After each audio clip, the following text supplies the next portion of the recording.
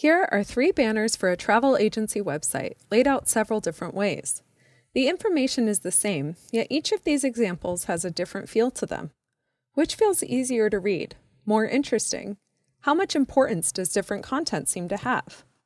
In this video, I'll share 3 tips for leveling up your layouts in web design. Layout choices can have a big influence on people's perception of your product or website, and greatly enhance or hinder the usability of the experience. To make matters more complicated, our layouts often need to change across different screen sizes and devices.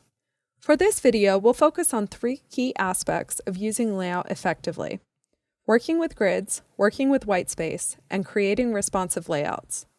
First up, we'll talk about one of the most useful tools in a designer's toolkit when creating layouts: grids. There are several types of grids, but for the purposes of this video, we'll focus on a column grid, which can be defined as a system of columns and margins used during the design process to align and structure your layout. Grids give our designs a sense of order and take some of the guesswork out of the process. So how do we go about creating and using grids for our designs? I've been using a tool called Gridulator since 2010, and I still use it today. You simply enter the total width of the screen you're designing for, the number of columns you'd like to use, and then choose from the grid options that Gridulator generates. When I'm designing for larger devices such as a desktop computer, I typically use a grid of 12 columns, which are 72 pixels wide with a gutter of 32 pixels. This is just one way to do it. You can use any setup you'd like. To work with the grid, lay out elements based on the content and the priority within the page. For example, in this layout, I might have a full page banner, 2 large image-based elements, and 3 columns of text. Each of these elements has a good amount of space around it to ensure that all the content has room to breathe. Using the columns and margins to guide you, you can decide if an area should be full width, 2 column, 3 column, etc. Speaking of space, this brings us to our next important layout topic: whitespace. As the name suggests, whitespace is the amount of empty space between the elements in your design: text, images, videos, and so on. Whitespace can be used to group sections together. More whitespace between elements helps to separate them as distinctive elements. It can also make content easier to read and scan.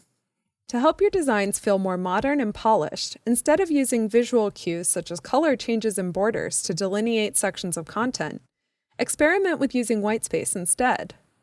For example, here is a dashboard I designed which initially felt a little closed off and cluttered, but by removing certain elements and opening things up, I was able to elevate the feel of the experience.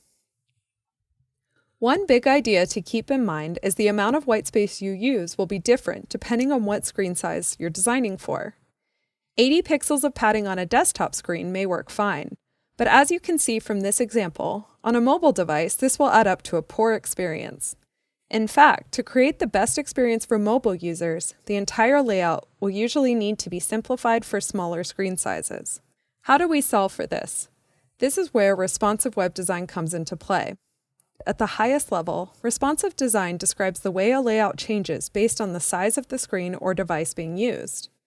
For example, a banner with an image and text sitting next to each other may become stacked vertically, and a 3-column horizontal layout may shift to a single-column vertical layout on a mobile device.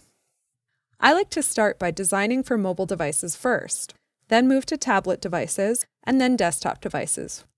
This usually helps developers to build a responsive experience that will work for the majority of users. For more information on this workflow, you can explore the term mobile first. There's an article in the resources section to get you started. Working with layout is a huge part of our job, and there's lots to learn. But for more guidance on grids, whitespace, and responsive design, be sure to check out our resources section. There you'll find links to articles and other tutorials that can help you expand on the concepts we've covered here. And there you have it, 3 tips to help you level up your layouts and web design. Thanks for watching, and be sure to check out our other Take 5 videos, as well as the entire course catalog here at Gymnasium.